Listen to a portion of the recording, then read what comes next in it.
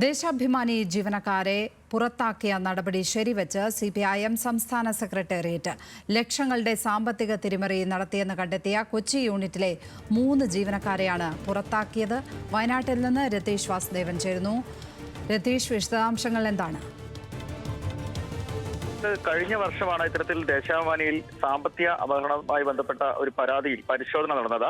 തുടർന്നാണ് 3 പേരെ ദേശാഭിമാനിയിൽ നിന്ന് പാർട്ടിയിൽ നിന്നും അന്ന് പുറത്താക്കിയിരുന്നു.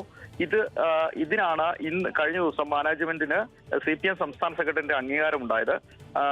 തുടർന്ന് ഇത് ദേശാഭിമാനി മാനേജർ KJ തോമസ് ഉൾപ്പെടെയുള്ളവർ യോഗത്തിൽ പങ്കെടുത്ത് അവിടുത്തെ ദേശാഭിമാനി ജീവനക്കാരുടെ യോഗത്തിൽ പങ്കെടുത്ത് റിപ്പോർട്ട് ചെയ്യുകയായിരുന്നു.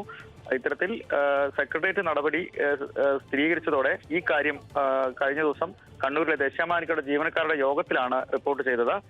പണം ഇവരിൽ നിന്ന് തിരിച്ചുപിടിക്കാനുള്ള നടപടികൾ സ്വീകരിക്കാനും സെക്രട്ടേറിയറ്റ് നിർദ്ദേശിച്ചു. ഇതിനിടെ ദേശാഭിമാനി ജനറൽ മാനേജറായ KJ തോമസ് കാര്യശേഷിയില്ലാത്ത ആളാണെന്ന് EP ജയരാജന്റെ ആത്മകഥയിൽ വിമർശനമുള്ള പശ്ചാത്തലത്തിൽ കൂടിയാണ് ഇത്തരത്തിൽ ഒരു നടപടി വന്നത് എന്നത് ശ്രദ്ധേയമാണ്. ഈ പാർട്ടി ജില്ലാ സമ്മേളനങ്ങൾ ആരംഭിക്കാനിരിക്കെ ഈ വിഷയം സംഘടനയ്ക്കുള്ളിൽ തന്നെ പ്രധാന ചർച്ചാ വിഷയമാകും. എന്തായാലും 3 പേരെയും പുറത്താക്കിക്കൊണ്ടുള്ള മാനേജ്മെന്റിന്റെ നടപടി ശരിവെക്കുന്ന തരത്തിൽ സെക്രട്ടേറിയറ്റ് തീരുമാനമെടുത്തിരിക്കുന്നു. അത് മാനേജ്മെന്റ്